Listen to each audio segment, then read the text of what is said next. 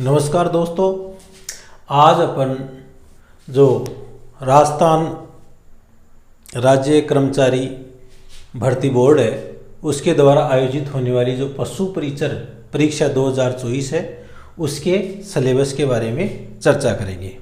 तो ये जो एग्ज़ाम है ये राजस्थान राज्य कर्मचारी भर्ती बोर्ड है उसके द्वारा आयोजित की जाएगी। इस एग्ज़ाम के अंदर जो योग्यता है वो 10th पास या मैट्रिक पास है वो रखी गई है और इसमें बहुवैकल्पिक जो क्वेश्चन है वो 150 क्वेश्चन टोटल क्वेश्चन है वो 150 क्वेश्चन पूछे जाएंगे और उन 150 क्वेश्चन को दो पार्ट के अंदर इसमें इसके सिलेबस को विभाजित किया गया है, जिसको अपन भाग ए और भाग ब कह सकते हैं।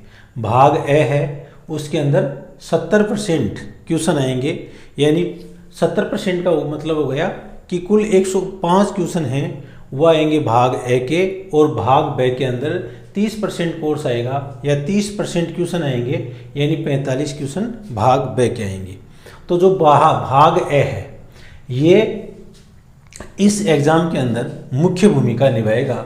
तो भाग ए का जो लेवल है वो अपना सेकेंडरी जो लेवल का रखा गया है और इसके अंदर अपनी 10वीं स्तर की जो किताब हैं उनके अंदर जैसे राजस्थान राज्य का सामान्य ज्ञान, एक तो राजस्थान राज्य है इसका सामान्य ज्ञान आएगा, सामान्य विज्ञान के क्वेश्चन आएंगे, 10 तक की गणित के क्वेश्चन आएंगे, सामाजिक अध्ययन के क्वेश्चन 10 तक के आएंगे, भूगोल आए या ज्योग्राफी आएगी 10 तक की, इतिहास कला संस्कृति और अपनी 10th क्लास तक की जो इतिहास कला और संस्कृति है उसके बारे में क्वेश्चन पूछे जाएंगे, और दैनिक समसामयिकी और जो करंट जीके है उससे संबंधित क्वेश्चन पूछे जाएंगे।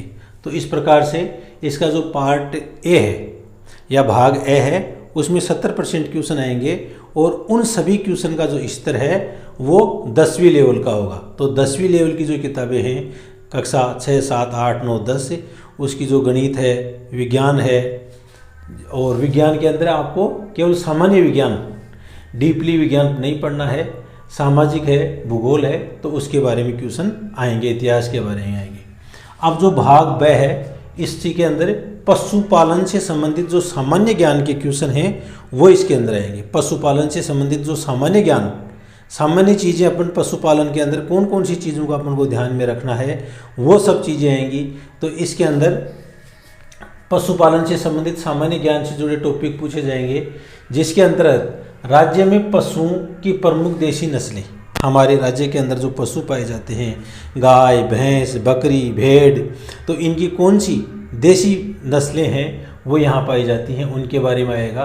फिर कृत्रिम गर्भाधान यानी आर्टिफिशियल इम्यूनिफिकेशन, AI जिसको कहते हैं, तो कृत्रिम गर्भाधान के बारे में पूछा जाएगा।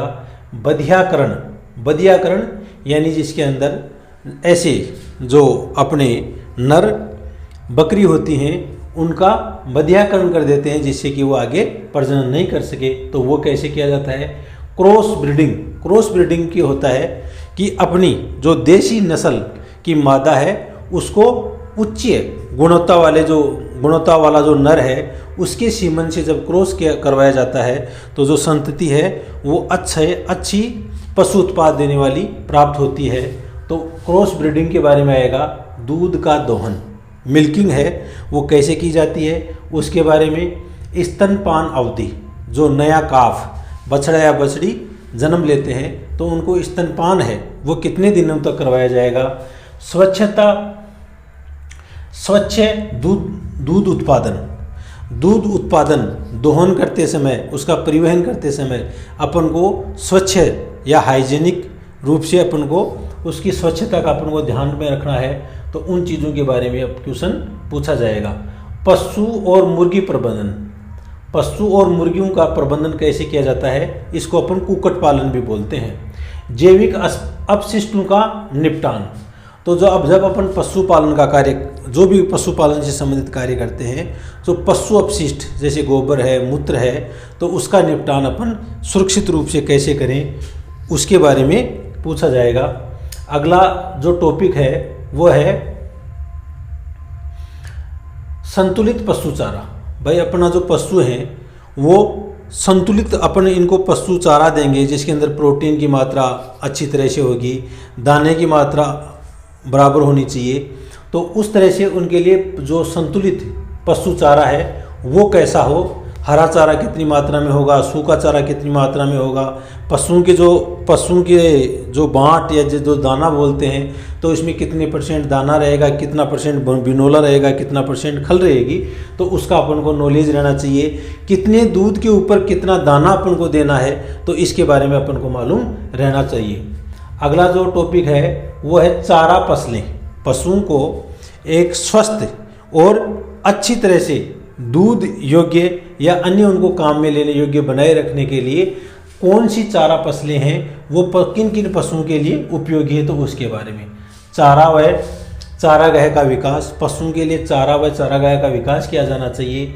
स्वच्छ व बीमार जानवरों की पहचान, जैसे मान लो कि पशुपालन के अंदर अपन कैसे देख के बता सकते हैं कि ये जो पशु है वो स्वस्थ है और ये पशु बीमार है। तो पशु के अंदर जो सामान्य अपन देखते हैं कि पशु है वो निढाल सा बैठा हुआ है, उसमें कोई एक्टिविटी नहीं हो रही है, तो ऐसी स्थिति के अंदर जो पशु है वो बीमार पशु होता है। उसके नथुने के ऊपर सूखे होते हैं, कोई पसीना नहीं होता है, जबकि वो एक्टिव पोजीशन में होता है तो वो पशु स्वस्थ होता है। तो उनमें कौन कौन से लक्षण अपन देखते हैं, ये सारी चीज़ें इसके अंदर आ जाएगी। जानवरों में आंतरिक व बाहरी कारक, जानवरों के अंदर आंतरिक जैसे पेट में कीड़े हो जाते हैं तो इसके लिए अपन को डीवर्मिंग करवानी पड़ती है, और इसके साथ में उसका जो शरीर है उसके ऊपर कई तरह के पैरासाइट हो जाते हैं, तो उनके बारे में अपन को जानकारी होनी चाहिए। अगला जो टॉपिक है वो है परजीवी रोग कौन कौन से हैं। पशुओं में टीकाकरण, पशुओं के अंदर जो कई तरह की जो बीमारियां होती हैं, तो जैसे गलघोटू है और कई तरह की बीमारियां, तो उनके लिए टीकाकरण प्रोग्राम होते हैं। तो वो कौन कौन से प्रोग्राम हैं उनका अपन को मालूम होना चाहिए। पशुधन का प्रसार कैसे किया जाए, भेड़ बकरियों का स्वास्थ्य कैलेंडर, भेड़ बकरियां हैं उनका एक स्वास्थ्य कैलेंडर होना चाहिए, जैसे कितने दिन में वो ब्याने वाली है, कब इसका कृत्रिम गर्भाधान करवाना है, इसका जो बच्चे हैं उनको क्या फीडिंग करवानी है, कौन कौन से टीकाकरण करवाने हैं, उनका अपन को ध्यान होना बहुत ज़रूरी है। अगला है देश में राज्य का ऊन, मांस, दूध एवं अंडे उत्पादन में स्थान। तो देश के अंदर जो अपना राज्य राजस्थान है उसका ऊन उत्पादन के अंदर, मांस उत्पादन में, दूध उत्पादन में कौन सा स्थान है उसके बारे में अपन को मालूम होना चाहिए। प्रति व्यक्ति दूध, मांस, अंडे की उपलब्धता कितनी है, प्रति पशु दूध की मात्रा कितनी होनी चाहिए, मवेशियों की उत्पादकता, एक जो गाय की कैपेसिटी कितनी होती है, किस नस्ल की कितनी कैपेसिटी दूध देने की है, उसका अपन को मालूम होना ज़रूरी है। नेक्स्ट आता है अंडे उत्पादन में स्थान।